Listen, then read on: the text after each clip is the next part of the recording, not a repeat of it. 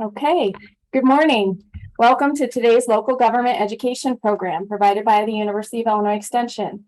This is session 3 of a series on Illinois EPA's financial assistance programs for water quality and watershed protection. This session is being recorded.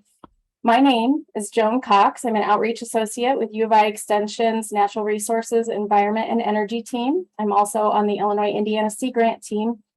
We're partnering with Extension's Community and Economic Development and our speakers at the Illinois EPA today to bring you this program.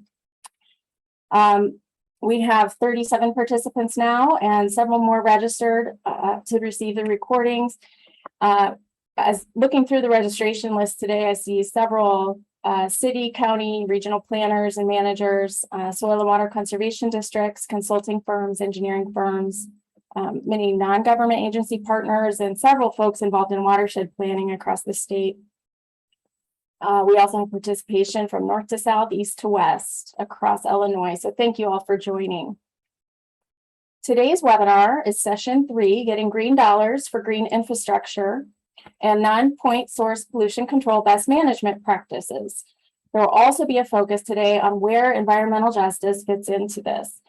Our speakers will provide an overview of the Illinois EPA Green Infrastructure Grant Opportunity Program. This is also referred to as GIGO. This competitive grant program is an opportunity for local governments to implement green infrastructure best management practices. Our first speaker is Christine Davis. Chris manages the watershed management section at the Illinois EPA's Bureau of Water. She focuses on projects and programs that involve non-point source pollution control practices on a range of scales, from site-specific up to watershed scales. Chris has worked with Extension to organize this entire series on the Illinois EPA's financial assistance programs. Our second speaker today is Rufus Ajayi. Rufus is an environmental protection specialist and project manager, also in the Bureau of Water at the Illinois EPA. Rufus's mission is to modify the EPA projects and programs to improve the involvement of the environmental justice communities across Illinois. He's working to improve access to environmental health assessments and improve access to the IEPA projects and programs that protect and restore water quality. Chris, Rufus, thank you for preparing presentations for today. Chris, we'll go ahead and start with, I'll turn my video off. Thank you, Joan, and welcome everybody. Rufus and I are really happy to be here today and being able to share our program information with you. We've added the where environmental justice fits into this presentation because a lot of our state and federal financial assistance sources are really starting to add an environmental justice and climate control component to the grant awards that the state is being able to administer. So we're going to start the presentation off with Rufus talking about environmental justice, and I'm going to turn it over to Rufus. Good morning, everybody. My name is Rufus. I'll be talking about Illinois EPA environmental justice areas, and I'll be discussing this under this outline. Briefly talk about what environmental justice is. I'll talk about how the mapping tools that are used to identify environmental justice communities and what an environmental justice area is. I'll talk about why EJ communities really apply for grant funds, what we can do about it also. So over time, there have been different— Just for a moment, Rufus, can you come a little closer to the mic and speak up? I've gotten a couple messages that it's your voice is a little soft on some mics, so. Okay. Thank you. So different people have defined environmental justice differently across time, and I'll just talk about EPA's definition of environmental justice, which is the fair treatment and meaningful involvement of all people, regardless of race, color, national origin, or income, with respect to the development, implementation, and enforcement of environmental laws, regulations, and policies. And these goals will be achieved when everyone enjoys the same degree of protection from environmental and health hazards, and when they have equal access to decision-making process to have a healthy environment to live, learn, and work.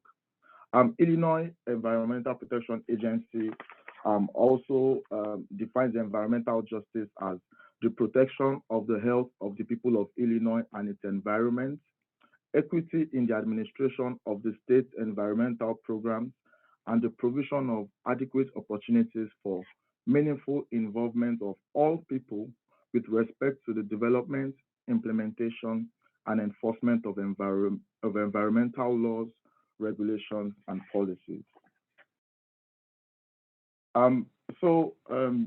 Now this is to talk about where environmental justice areas are. Now, some mapping tools have been created to help us identify environmental justice areas.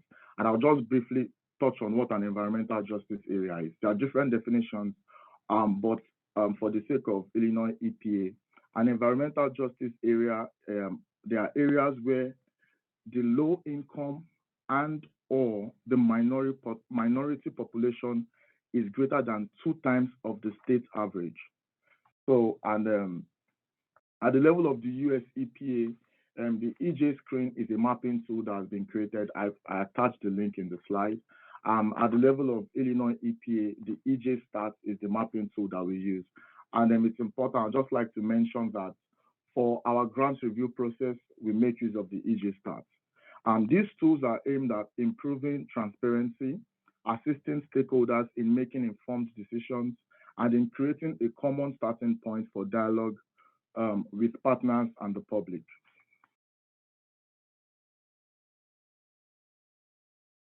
Now, there are several reasons why most environmental justice communities rarely apply for funds. One of it is their level of awareness. A lot of times, a lot of communities are not even aware of the volume of help, the volume of assistance that is available to them. So they just assume that, hey, since there's not much to be done about this. So another reason why they rarely apply for funds is because of priority.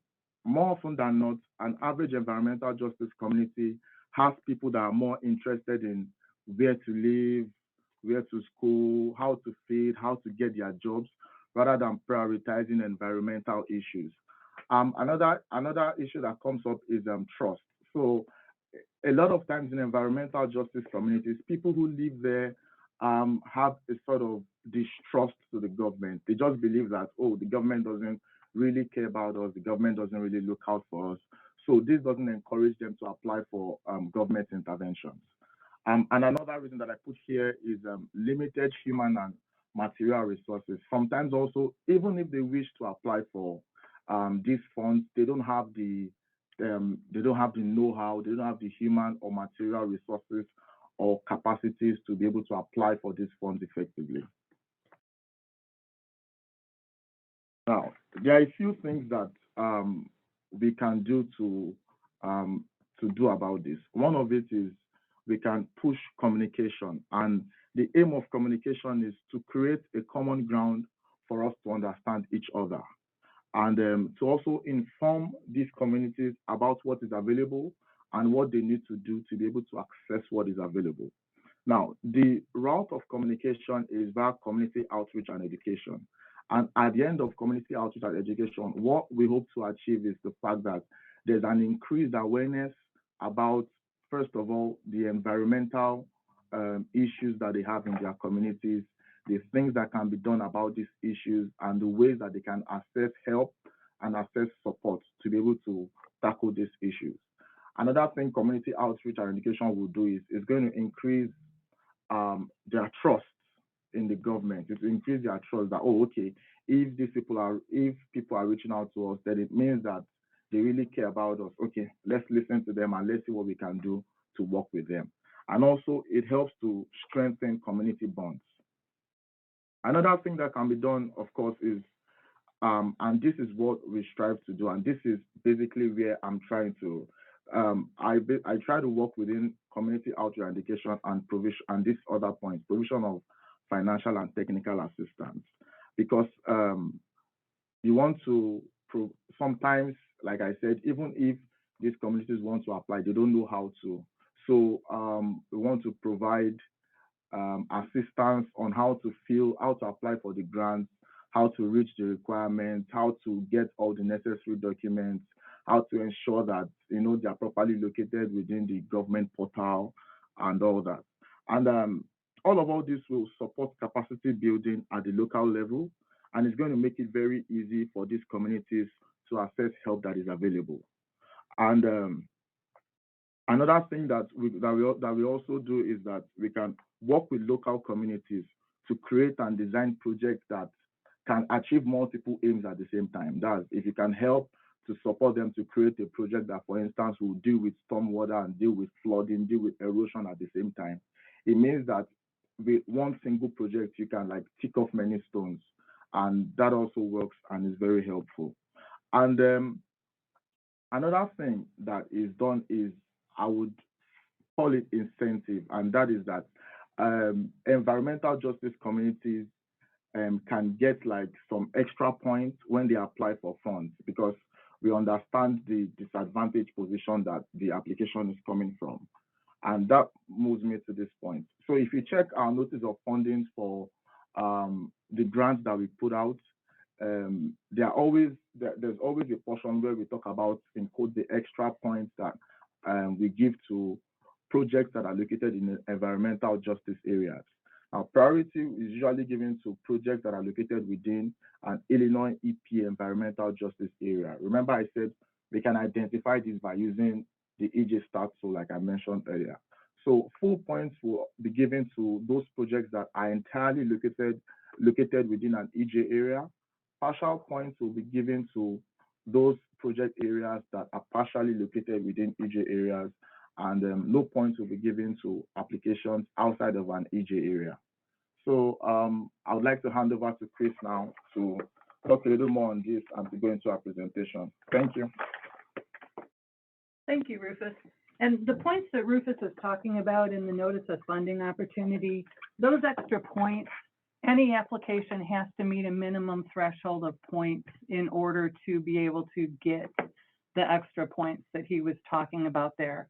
So it's not a given that an environmental justice community is going to get the grant funds no matter what their application is. The application has to be up for a project that is still appropriate for the funding source there. But we want you to be aware that, again, the state and federal funding sources that we work with are now looking at adding components for environmental justice and climate change in their application and ranking system.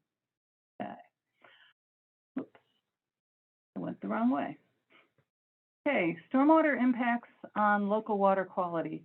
Again, this presentation or webinar is getting green dollars for green infrastructure and non-point source pollution BMPs implementation. Illinois EPA does have both state and federal financial assistance programs to help implement green infrastructure. And again, the mission of the Illinois Environmental Protection Agency is to protect our lakes, rivers, streams, and groundwater. So the programs that I'm going to talk about today are specific to green infrastructure and are eligible or available for the majority of the audience that's on the call today. Okay.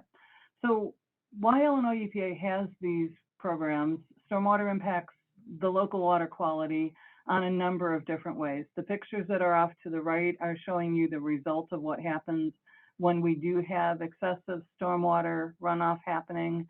And basically anything that's happening up in the watershed is going to get delivered to a river, lake, or stream just due to gravity and the process, the natural process. But what we're looking at is increased volumes of water and velocities happening in streams, which can be causing additional erosion issues, bank and channel erosion issues, both of those. When the erosion issue is happening, that's going to cause sedimentation, not only in the stream, but any potential downstream lakes or wetland areas. In the urban areas, we're going to see, if we see more stormwater happening, we're going to see additional combined sewer overflows. And it could be not only the frequency of the overflows, but the duration of the overflows as well, because you may have one really large rain, or you may have 2 weeks of really small rains that come out with the same thing, which is basically just too much water moving through the system and picking up pollutants that are getting delivered to our rivers, lakes, and streams. The other thing that we're looking at is groundwater recharge changes depending on how quickly the stormwater moves through the system, and the same thing with the lakes and stream water levels. Of course, having too much water in a lake or a stream is a problem, but also having too little water in a lake or a stream is also going to be a problem. So again, we're looking for conservation practices or best management practices that are going to retain the stormwater where it falls and allow the water to go naturally through the system as far as percolating into the soil, going through the groundwater, and then coming back to the rivers, lakes, and streams in a slower method, which gives us a more consistent water level there, which again is going to help with erosion control, sediment delivery, combined sewer overflows. I want to go back to Rufus's presentation. I don't know why. Okay, so the Section 319 and GIGO program can help fund green infrastructure for water quality.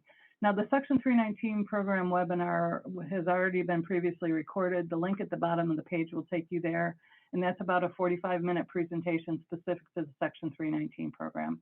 So I'm not going to spend very much time talking about Section 319 today, but I will also tell you that there's a bonus slide at the end of the presentation that is going to allow you to get a summary of the program and get a little bit more information on the 319 program. Okay. So for the GIGO program, the whole idea behind the Green Infrastructure and Grant Opportunities program is to install green infrastructure best management practices to decrease stormwater runoff to Illinois rivers, streams, and lakes. And we're doing this through practices that are going to reconnect the stream within its floodplain or have treatment and control of stormwater runoff. Now, this can be directly upstream or downstream of an area that is currently being impacted or is impacting water quality of a river, lake, or stream. And again, we're trying to control impervious surface runoff that's associated with existing urban development. The program isn't really set up to deal with new urban development because we've got enough existing urban development, and there should be local zoning issues that help the local community do better stormwater retention without actually using the GIGO grant funds to do that. The project can be on public or private land, and the map that's off to the right is showing urban stormwater runoff in paired water bodies, which again is throughout the state of Illinois. Map, if you zoomed in more, you would see even more small segments within Illinois rivers and lakes that are being impacted by stormwater runoff. So don't limit yourself thinking that GIGO can only be used in urban areas. It really can be used in rural areas as well. I would like to also draw your attention to the little screen beam that's at the top of the screen here in the upper right. These things are dispersed throughout the presentation and will give you some additional tips on things to be thinking about if and when you are applying for a Section 319 or a GIGO program. Okay, so the Green Infrastructure Grant Opportunities Program is a state-funded program. The intention of the program was to do a round of funding each year from calendar year 21 through 25, with $5 million a year being distributed. We were able to get the first year of funding out in 2021.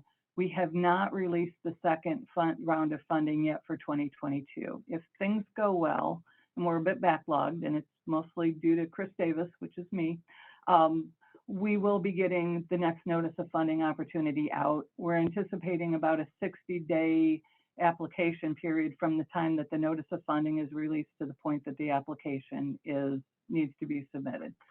The GIGO program is limited to the installation of best management practices and some design costs. We've got it limited right now to 15% of the total eligible BMP project cost or a $35,000 amount, whichever is less. The reason why we're doing that is we only have $5 million for the entire state of Illinois for this program, and we really don't want the funds to be spent for project management, administration, outreach and education, and things like that. We need the things on the ground, slowing the water down, reducing the flooding, improving the water quality. So again, when you're looking at GIGO, there's really only two categories: a little bit of design funds and construction costs. Again, the list there on the screen, going from floodplain reconnections to permeable pavement, wetland creation. Again, those are all practices that should be holding the water close to where it's falling so that it's not causing additional problems downstream. Your project could be one that's one very specific project, like say a wetland in an agricultural area upstream of a community, or it could be a number of smaller best management practices, watershed-wise, above or below an area that's above an area that's being flooded, so that you're, again, holding the water upstream before it can get to the area and cause the flooding there. There's even an opportunity for downspout and illicit inflow disconnections as a way, again, to hold the water where it lands versus having to deal with it once it gets to the downstream area. The expected applicants are anyone that can legally accept funding from the state of Illinois. There's a list of groups that are there. I would say, though, if you are a smaller organization and you are not in the state of Illinois Grant Accountability Transparency Act portal as a registered member, you may want to investigate a potential partner to work with you on the project that you might be proposing. The Grant Accountability and Transparency Act has quite a bit of paperwork and requirements that could end up costing somebody that's not looking for a lot of money to end up spending as much money trying to maintain their eligibility in that data portal and as much money as they might have even been requesting for the grant award. So look into this before you commit yourself to it, because once you do get into the data portal, once you are awarded grant funds, it's a 2-year plus process that could just make you want to pull your hair out. So know what you're getting into. It's not just free money. It's not easy money. Know what you're asking for, know what you're getting into. And if you're not sure, you're more than welcome to give us a call and we can talk with you about it. We might be able to identify some other past grant recipients that can tell you what their experience with the GIGO program, with the GATA program is, so that you really do have an understanding of the reporting, the auditing, the documentation of you as an organization, the whole 9 yards. And the GATA process is important to the state of Illinois. It's helping to make a better level playing field for the applicants, and it's coming up with a more streamlined system for applications and for ranking of projects, but it can be a headache to some of our partners that don't do that on a regular basis. Okay. For the GIGO program, the reimbursement, it's a reimbursement program, and it is a 25% match requirement, although a few communities will be able to qualify for a 15% match instead of a 25% match. And again, that will get described fully in the notice of funding opportunity, which again has not yet been posted. Okay. So quick summary of the GIGO program. We don't have an application due date yet on this. It should be later in calendar year 22. So sometime between now and New Year's Eve. Okay. The program is available statewide, and again, it's specifically to reduce localized and riverine flooding to protect Illinois rivers, lakes, and streams. And this is through implementing best management practices or green infrastructure practices that reduce stormwater runoff. Grant range is between $75,000 and $2.5 million. The maximum amount is $2.5 million. And again, we're doing that because we only have $5 million available for projects statewide. Minimum match, as I said earlier, 25%, or if you're in a disadvantaged area or an environmental justice area, 15%.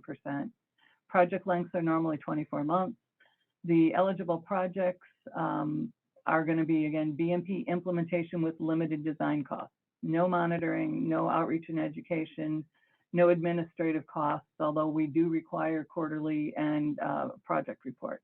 Practices could be a single best management practice, a combination of practices that are set up as a treatment train, or again, could be watershed-wide projects. Maybe you're going to do a whole bunch of rain gardens and bioswales throughout your community to, again, hold the water where it rains.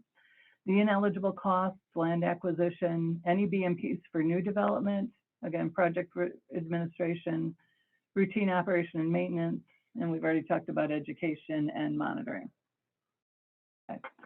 So applicant eligibility, the Illinois Office of Management and Budget, Grant Accountability and Transparency after GATA, you can't apply for any of the state or federal grant awards unless you are registered and pre-qualified in the GATA portal. And there's a difference between pre-qualified requirements and pre-award requirements. Pre-qualified means that pre-qualified would mean that this is what you have to have done before you can even get into the system and fill out an application.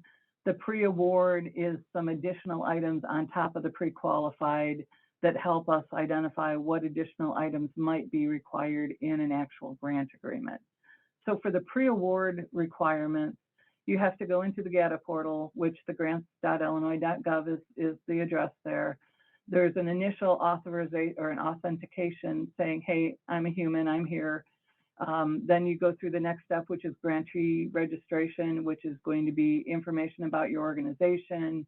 Are you registered? Are you local government? Are you a 501c3? What kind of things are you? And then you also need a DUNS number and a SAM.gov cage code number. There's a lot of different things that are required in there, and a number of those take time to get. So if you are interested in applying for any state or federal grant that any Illinois agencies administer, you do need to go to the grants.illinois.gov as soon as possible. Make sure that you have all of the things that you need, FEIN number, those types of things. And if you don't have them, start the process to get them. I will tell you that none of the things that are required in this should cost you a payment or an outlay of cash. There are some extremely helpful people, and I'm using air quotes around the word helpful, people that are willing to do a SAM.gov registration for outside organizations for the small fee of $1,000. Well, the SAM.gov is an actually free registration, and so the $1,000 that you might pay somebody else to do it is not money well spent. And make sure that you understand what you're looking into before you agree to pay anybody else to help you qualify for the GATA portal and the pre-application. Now, items 4 and 5 on this page there, fiscal and administrative risk assessment and the programmatic risk assessment, those are pre-award requirements and are in addition to the first 3 items, which are the pre-qualification ones. The screenshot off to the lower right is a reminder for me that our whole application system for Section 319 and the GIGO program and any of the other Illinois EPA grant awards through GATA are now being done through Amplifund. So it's going to be an online system, and it should save people time and help increase the consistency in our applications, what we're asking for, how we're asking for it. But again, I cannot stress enough, if you're interested in applying for an Illinois EPA grant application, you've got to get into the GATA portal. You've got to be prepared to start into the Amplifund application process. And it is, it's kind of like, in some cases, registering for a hotel or going out on a vacation, but for a lot more money. You actually will tell it the information that you're interested in. It's going to say, okay, you've finished step 1, let's move you to step 2. And so it is helpful, but you still may need some assistance to try to get that filled out, and we are available to help you. Okay, what to expect if you're funded? We would administer a financial assistance agreement. There are GATA management requirements throughout the agreement period. That includes quarterly reporting. It includes audit information. It includes updates to the fiscal and administrative risk assessment that was identified on the last page. You're also going to have your product development. Designs and engineering and permits need to be provided to Illinois EPA so that we can sign off on them before construction would begin on the project. We're requiring at a minimum 10 years of operation and maintenance plan for any of the practices that are going in, so that we're not having to go back into a community and help them re-implement practices on it. So we ask for a plan at the point that the contract and the design, or the design is being developed, so that you also can include in the design anything that's needed in order for operation and maintenance to be able to happen. You might not want a tree planted in a certain area if it also has to be an access point for a clean out of the best management practice. We require a best management practice form, pollutant load reduction, stormwater runoff calculations, and a lot of that information you'd probably be providing at the point of the GIGO application. So it's more redocumenting that what you applied for and what you're actually doing are comparable. The BMP implementation, again, after the design approval, and I cannot say it often enough, for our grants, you can only incur costs within the actual grant agreement. So if you've got a project that you know that you wanted to install in August of 2022, and we don't even have the application deadline until after that, you're not going to qualify for it. You'd have to hold off implementing the project until the grant term, or maybe you look for a different funding source and look for another project once we've got a new notice of funding opportunity out there. Invoicing happens, again, it's a reimbursement project or program, so you have to incur the cost, document what the costs are, submit the invoices to us, and then we reimburse. And we fluctuate with being mostly timely and somewhat slow in the reimbursement process. So applicants that have a funding source out there where they can cover their costs and not have to incur interest are probably going to fare better in the GIGO and the Section 319 program than those that incur costs and then have to wait, maybe 2 to 3 months to get a reimbursement on their invoice, and have somebody that's possibly billing them interest on it, where we don't actually have that in the grant period. Okay, so the examples of GIGO type eligible projects, I've got some pictures here. The project off to the left, or the picture off to the left, actually is a rain garden. There's a bioswale and a permeable pavement parking lot. In the second column there, the lower part of the second column is actually a form of a two-stage ditch. The third column is a green roof using a tray system. The right column is a wetland on top, and on the bottom is a bioswale. We do have experience doing a number of these projects, and we've got some great grantees out there that have project reports that if you aren't sure exactly what might be a good fit for your community, we can share those the reports with you so you can read about what they went through to get them done. I identified that we'd give a little bit more detail on some of the specific practices. Two-stage ditches in Illinois are relatively new. If you look in the upper right-hand corner, it gives you a schematic of what a conventional ditch looks like on the left and what the two-stage ditch looks like on the right.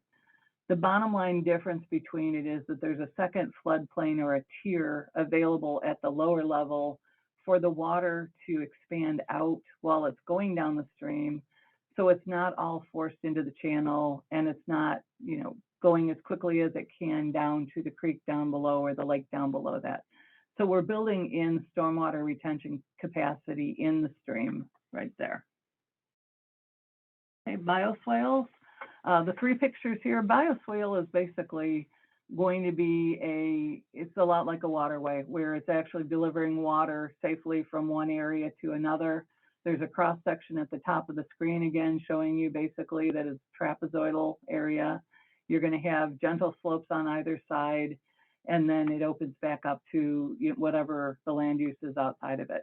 The photo on the left there is showing a curb cut that's delivering water through the riprap into the bioswale, which has just been planted and is mulched at this point. The vegetation is not established there, but there's a low spot there, and the water that's in the forefront of the picture will be delivered to the back of the picture in a safe manner. The center picture is a newly constructed bioswale with a lot of vegetation that's been established in it. And the bioswales and the vegetation are important so that you know what can survive in the area that you have. Is it shady? Is it sunny? What kind of root system it has? How much of an uptake it can take? if it's right next to a parking lot, is it going to survive the types of runoff that you have where you've got things that are dripping out of cars that are getting picked up from the rain there?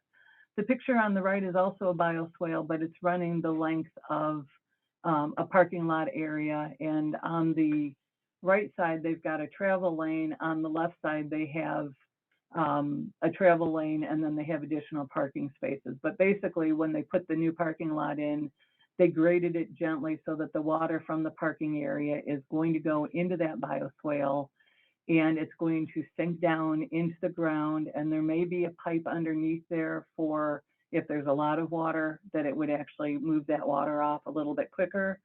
Or it could be in this area that there isn't a lot of underground piping there, and therefore the water just sits in the bioswale and absorbs into the ground and then goes back into the water cycle through natural causes there. Okay, permeable pavement, streets and parking lots. Permeable pavement, and there's a couple of different forms of permeable pavement. There's a porous pavement, and then there's also the permeable interlocking blocks. But the bottom line on that, if you look at the left side of the screen, shows that there's a parking layer on top, then there's bedding layers, and then there's a number of different coarse materials, gravel, for lack of a better word, filter fabric, drain in this case, and then you're down to the soil foundation that's there. So the idea behind this is that any water that lands on the parking lot or the street, instead of running off and being delivered to the roadside ditch and getting delivered downstream, is going to infiltrate under the parking lot and reside there until it can naturally be absorbed into the ground or taken safely away by a drain if that's been designed into the project. Now, the two top pictures are the Morton Arboretum project that went in probably about 15 years ago. The picture on the left is showing the gravel that's been placed alongside the curb system and the parking system. So again, it's going to look like a normal parking lot when it's all done. The picture on the right is showing you a mechanical installation of the permeable pavement, the interlocking blocks. And they actually have these things set up with equipment that it just comes in, grabs a whole layer of them, puts them down in place. They tap them in so that they're tight. And again, you don't have the movement between the blocks. Once that part is done, then they come in and they fill the area between the blocks with a little bit more chip or bedding layers so that the water again is going to hit the paver, is going to go off the side of the paver into the ground and be safely transported away. The picture down below is actually a road system and parking area that is also permeable pavers. Right alongside the tree on the right, about at the bottom of it, you can see that there's a curb cut there that's allowing the water to go into what's a bioswale or a rain garden. I would say it's a rain garden from this perspective here. So again, there's storage underneath it, but in this case, they've also identified storage alongside of it and have planned the practice so that it gets the water where it needs to safely and as quickly as possible. The other thing that's interesting about the bump out there that's right next to the tree that has the taller plants in it is this can be extremely helpful as a traffic flow benefit if you've got intersections where maybe there's a number of accidents because people are turning right while somebody else is turning right, and you again, just accidents. There's ways to build safety features into these best management practices that are dealing with stormwater and water quality control. So don't leave that out if there's an opportunity to do that. And back to the Morton Arboretum project that's at the top there, they needed additional storage area for, because this is probably within about 1,000, 1,500 feet of a river. They ended up digging down probably 6 feet total, refilled with the choker course or the gravel that's under there. And then instead of just having 18 inches of stormwater storage underneath that, they had 6 feet of stormwater storage there. And I think in that case, they'd actually done it as mitigation because they were moving a road that was in the floodplain. So that'll take us to permitting questions a little bit later on. Okay. Wetlands, these pictures are all from the same wetland, but basically a wetland is going to be an open area not too deep, probably about 3 feet deep at the deepest point. But basically, it has the ability that after it has rained, the wetland can hold additional water before it's outletted safely through an outlet structure there. The plants that are built, I'm sorry, the plants that are planted around the wetland are going to be plants that are going to be able to keep their feet wet and survive. So you have to look at, hey, how much water is here? If it's designed to hold water for more than 24 hours, you're going to need one type of plant versus another type of plant that's there.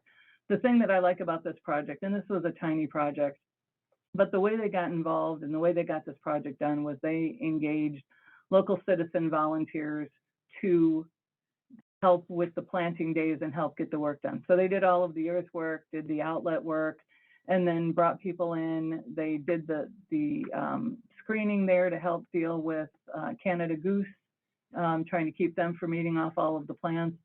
And then they didn't stop the volunteers when they said, hey, the best way for us to get these plants from one side of the project to the other is to take them by canoe. So the gentleman there is canoeing blue flag irises over to the people in the middle picture who are then planting them. And again, you can see a close-up of somebody planting them, and then the final outcome on the right side of a waterfowl there that's enjoying the water quality of the wetland there. Okay, if you are doing BMP implementation, and again, Geigo is limited to BMP implementation, you need to be sure that you secure technical assistance to know that the practice that you're putting in is green infrastructure, is dealing with stormwater runoff, is going to be helping deal with riverine or localized flooding so that we're going to have an improvement in water quality.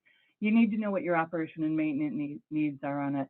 You need to look at the area that isn't on your property and see if you're causing problems upstream or downstream, or somebody else might be doing something that might be causing your problem or a problem on your project. So be aware of what's happening there. Again, secure all your permits.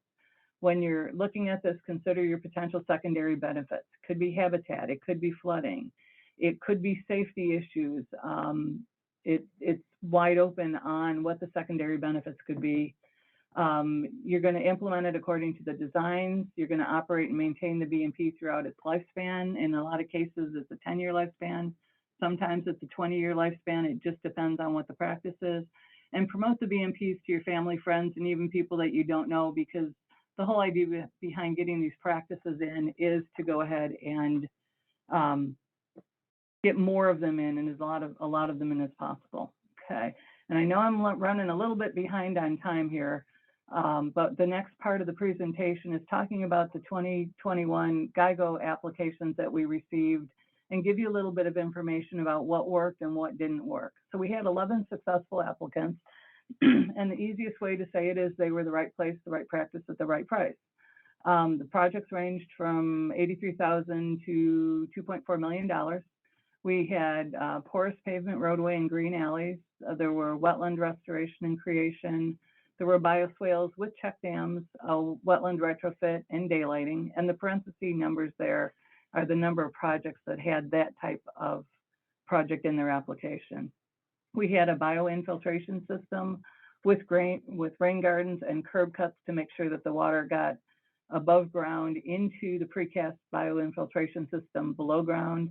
We had a retrofit to a dry basin in a wet basin, into a wet basin. We did have a 2-stage ditch project. We've got a retrofit parking lot with small detention basins, and we've got a floodplain terrace reconnection with stream daylighting. And if you aren't familiar with stream daylighting, that's actually taking a creek that has been forced into a culvert system or a pipe system underground and bringing it back to the surface. So you're actually digging down, removing the pipes and regrading the area. So you're rebuilding the stream. The water's above ground. It helps slow down the delivery of the water downstream. It helps with oxygen issues, helps with a number of different water quality and water quantity issues there. Okay, there were 36 unsuccessful applicants for the 2021 GIGO application. And good applications didn't get funded. It wasn't necessarily that all of them were bad, but here's a list of some of the reasons why they weren't successful. They missed the point of the GIGO program or the notice of funding opportunity. They were asking for, say, non-point source pollution control benefits when the GIGO program is set up on flood reductions and water quality improvement through flood reductions. They didn't sign the application documents. Now, in this case with Amplifund, this is going to resolve that issue, because while you're filling out the Amplifund application, it's going to tell you if you haven't gotten all of the required pieces in it. I will also tell you that we'll have a date and time set in there. And if you haven't hit the submit button for the application by the time that date and time comes up, it takes away the submit button and you just don't get to submit an application. So again, it's taking away any of the fudge factor on getting applications in. The applicants maybe didn't provide enough information or the correct information. They included ineligible costs or had expensive taste on the project. Again, $5 million for the entire state of Illinois. We have to be frugal with these funds. And as a grant application reviewer, you would think that the money is coming out of my own pocket. I fight for the best projects that are going to get the mission of the notice of funding opportunity done as effectively and as efficiently as possible. So there's some wonderful projects out there that we'd really like to help with, but they're just outside our reach. So if you are looking at a project and you can find additional partners to help with the fluffy portions of the application, I would strongly encourage you to do that, because again, you're competing against other people for these funds. The applications might have included the operation and maintenance, but more as an afterthought, or just a, hey, we're hitting all of the topics, but we really don't care about this. We can see in the applications when people write stuff, if they've thought about it, if it's a well thought out process where it comes together. And then we had a lot of projects or a lot of applications that they just weren't ready to go. Okay, we are ready for questions there. I will tell you that there are some bonus slides, but we really do want you to understand that we've got the non-point source unit here in the watershed management section available to help you with any questions that you have regarding the Section 319 program. And I specifically can answer questions on the GIGO program myself. So there's a phone number there and email addresses for both Rufus and I, and the web page. And I will be upfront and honest with you. The watershed management section web pages are significantly behind on updated information. It's our intent to get those updated, but if we're having to choose between helping people actually get projects implemented or update the website, we're prioritizing the project. So thank you very much for your time, and I'm going to turn it back over to Joan. Chris, thank you very much. Rufus, thank you very much for your presentations. We do have about 10 minutes for questions, so I'm going to start with the questions that were posted in the chat. And, you know, if others come up with questions, feel free to continue to post those if they come to mind. And two, if we run out of time, you do have the access to their emails for our presenters, and you can contact them directly with questions as well.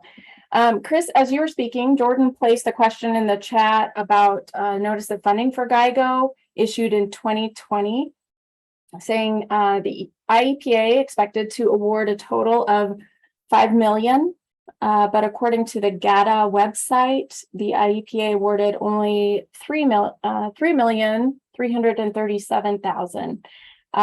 Was the funding shortfall due to an insufficient number of applications or a deficiency in the quality of the applications? And then she had one more follow-up question. Okay, let me answer that one, and then we'll go with that. I'm happy to say the last $1.4 million of the original GIGO funding is being finalized even as we speak. The contract is in-house at the agency. What happened with that one, and this is a good topic to bring, we rank out the applications, and the highest ranked application, we just spend down the $5 million until we run out of money. Now, the 11th application there had asked for $2.5 million, but we only had $1.5 million left. So we went back to that group and asked them if they wanted to modify their proposal for $1.5 million worth of work. Or if they would have declined on that, we would have gone to the next ranked project until we found a project where we could spend down the funding. So a total of $5 million will be spent for it. We will have a new agreement, the last one for that GIGO round, starting just in the next couple of weeks. And a lot of that was, that project also had 3 communities involved with it, and trying to get coordination between the communities on what the new units would be versus a reduced budget took a little bit of time. And then Chris took a little bit of time on top of that as well. Okay, you actually answered the follow-up question and in that answer. So thank you, Chris. Holly Hudson asked, for GIGO, can project administration costs be used as a match? We actually don't allow project administration for GIGO as part of it. It's either construction costs or a small amount for BMP. So we're still requiring project administration, but it's not an eligible line item. Okay. And then Ron Olson asked, the 25% match, can this be labor, materials, or equipment use?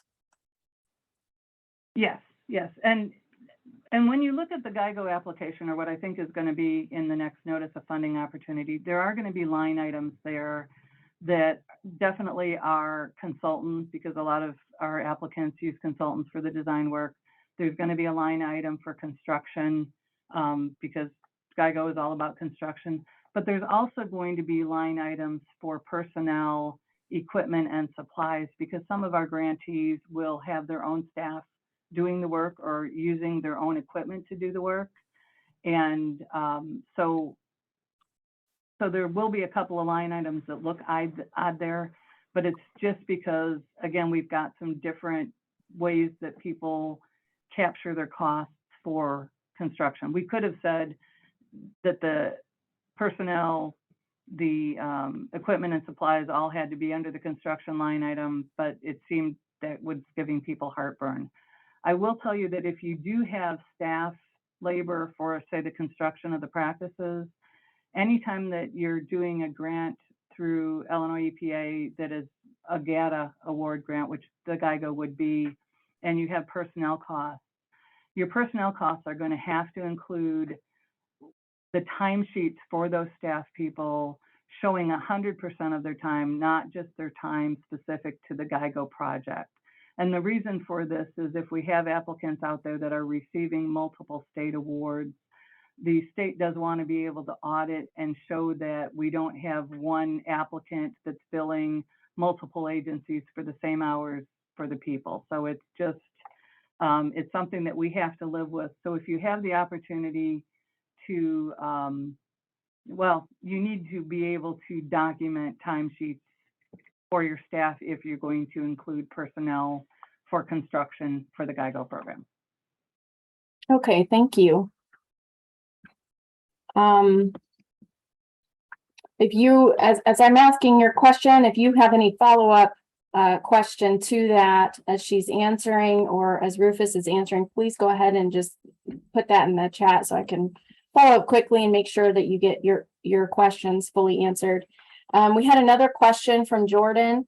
The IEPA documented the status of the grants issued under IGIG, which was the predecessor to GIGO. They did this through a biennial report, the RMMS, and the US EPA's grant reporting and tracking system, GRTS, also helped with that. Where can the public find information about the nature and status of grants issued under the new IGIG? Okay. Well, the GIGO, because IGIG has gone away. I meant the new GIGO. Yep, don't give me another program. In a perfect world, we would have the biannual report created for the GIGO and have that information available like what was provided for IGIG. At this point in time, staffing levels are making us make decisions on where we invest our time. So we're, again, investing time on getting contracts out, managing those contracts, and unfortunately updating our webpage and getting the reporting requirements, which we are required to report for both state and federal types of programs. We will get to that, but right now it's still significantly behind. The agency does have a Freedom of Information Act or FOIA process that you can go in and ask for the information on who was funded, how it was funded. Geigo in the GRITS tracking system, US EPA, is going to be very limited. The reason why IGIG was included in GRITS, in GRITS earlier, was because we were using it as match for the Section 319 program. So again, the GRITS or the GRTS program is a federal tracking system and would be used for our federal funds and any projects that match it. The GIGO is state funding, so it would show up there. So I'm hopeful that we're going to get the website up to date.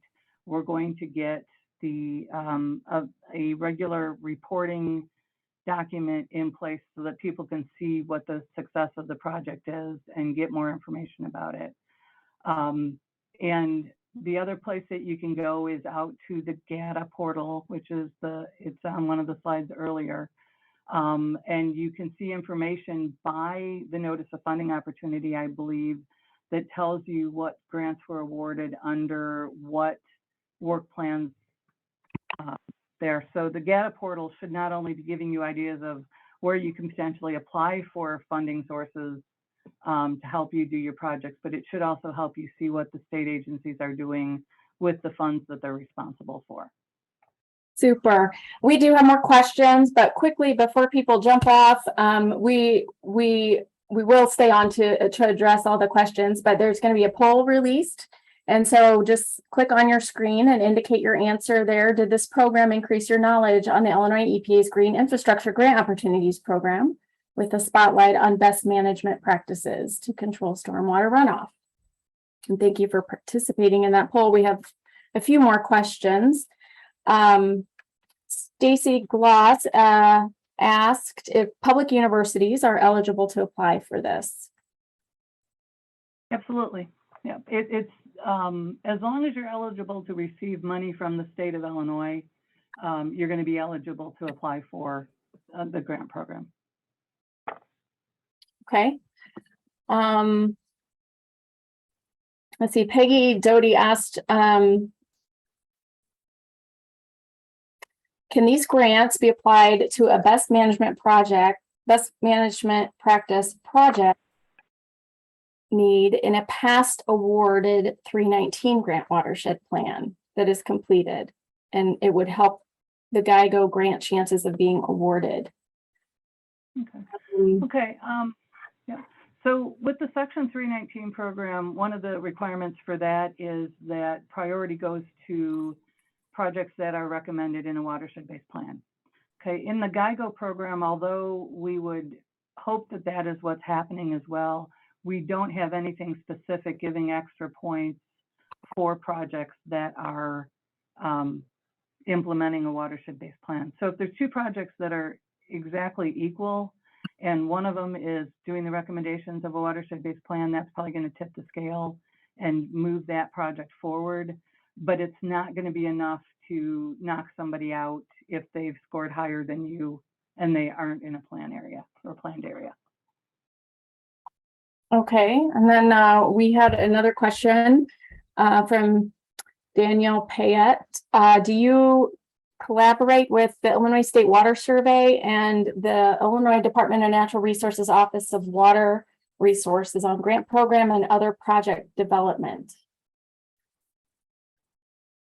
We interact with the State Water Survey and Illinois Department of Agriculture, but unfortunately, as we've had people retiring and there's been changes within the agencies, all three of them, we've gotten kind of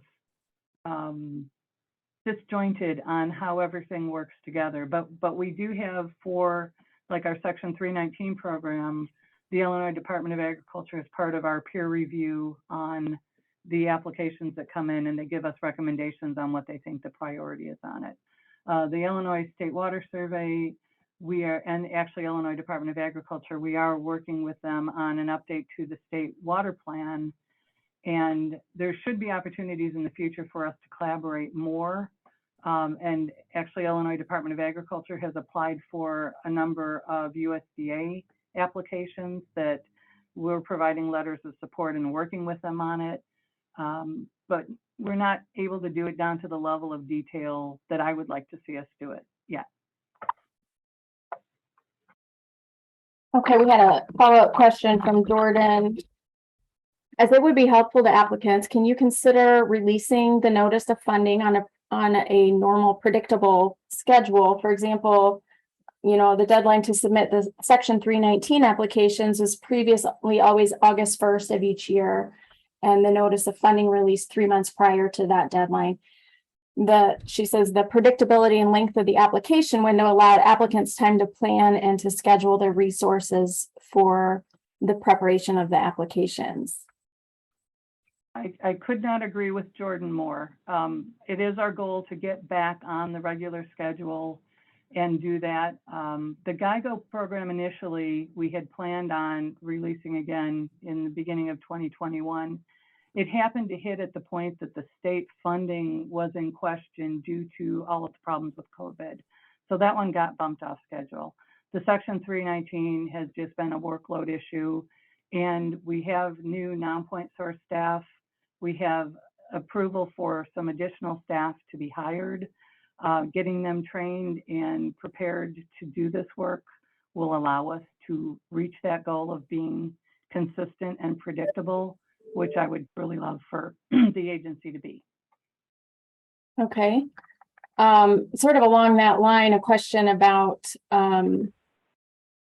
with the successful applications that you've seen, how far along are the design and engineering typically, and the understanding of the pollutant load reductions and stormwater runoff calculations and such in the applications? I'm thinking in terms of what applicants can do to be getting ready. You already mentioned getting pre-qualified through the GATA portal. What type of, I guess, timeline are people on with regards to that? Those details of the designs and the BMP specifics. Okay. Well, we had a couple of projects that were definitely shovel ready. The designs were already done, and as soon as we got the contract started, they were filling in the design work for us for approval and then getting started doing actual construction. But most of the GIGO applications that were awarded, or projects that were awarded, the projects were conceptually designed and did need to still go through some permitting and some final design review. So there isn't anything that says that you have to know exactly what's going on and be there. However, it's a competitive application process. So with the fact that we need to get the money out as soon as possible for the next year's funding to, for our project managers to be able to dedicate themselves to the next round, the projects that are shovel ready are going to be probably ranked higher just because we have a chance to get them done. Now with the Section 319 program, it's really important that we have shovel ready projects or very good ideas of what the people are wanting to do. We have all of the landowners in agreement at the point of application or very soon thereafter, because we have a shorter window available. US EPA has a grant with Illinois EPA that has a limited amount of time. And if we put a grant out there where they don't have the landowner issues taken care of or don't have the final designs, and for whatever reason the project goes beyond its agreement deadline and we can't get the work done, if we don't get that money spent in Illinois, then we have to turn that back into US EPA and it doesn't get spent on any projects. So again, there is the need to be as far along as possible. But now having said that, and Rufus is part of the presentation today talking about environmental justice, we need to be reaching out to these organizations that don't have the capacity or possibly even the idea of what the projects are at this point in time.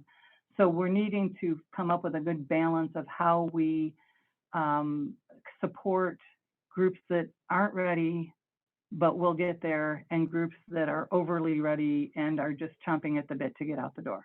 Great. I'm really glad you brought that up, Chris. That was sort of a follow-up question I had with Rufus's presentation, just to switch gears to focus a little on the environmental justice communities and the point system and the weighting around that for the applications. Can you explain the difference between the EJ Start and the EJ Screen? If someone today is listening and wants to apply for this green infrastructure grant opportunity, which should they go to? Who might they contact if they have questions about how to use those? Like I mentioned, the EJ Screen is the mapping tool by the US EPA. The EJ Start is the mapping tool by Illinois EPA. And then for our grant review, we use the EJ Start. Okay. So we use the EJ Start. So I attached the links in the presentation, and it's a GIS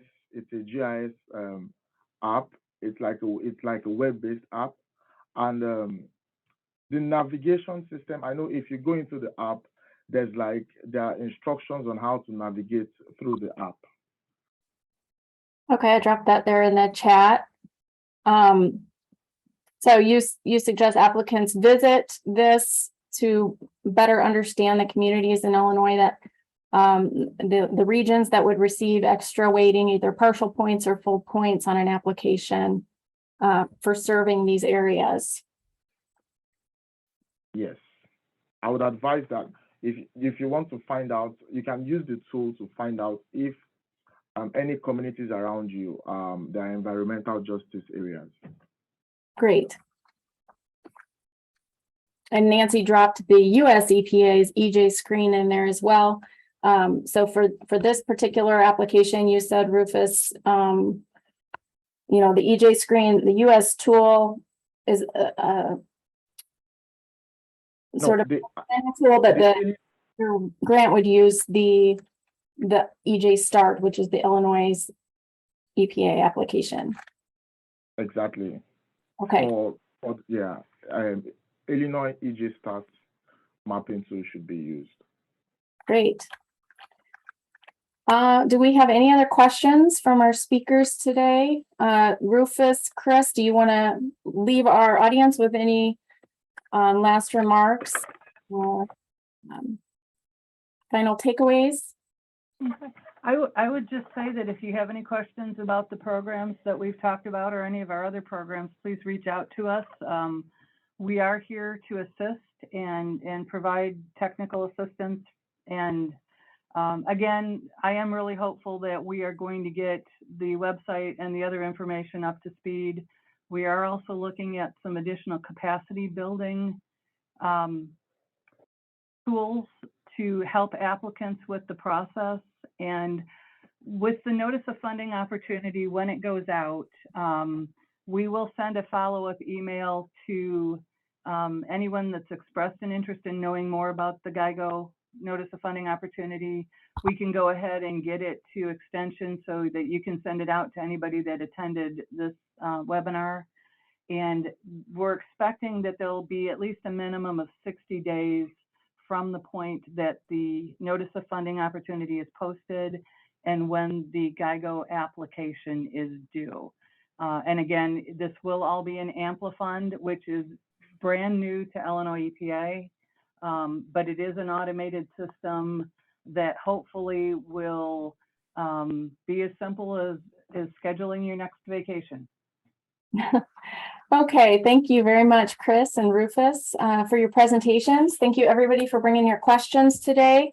If a question does come to mind and you want to reach out to either of them, Chris or Rufus, I put their emails in the chat. It's Christine Davis at illinois.gov and Rufus Ajayi, A-J-A-Y-I at illinois.gov.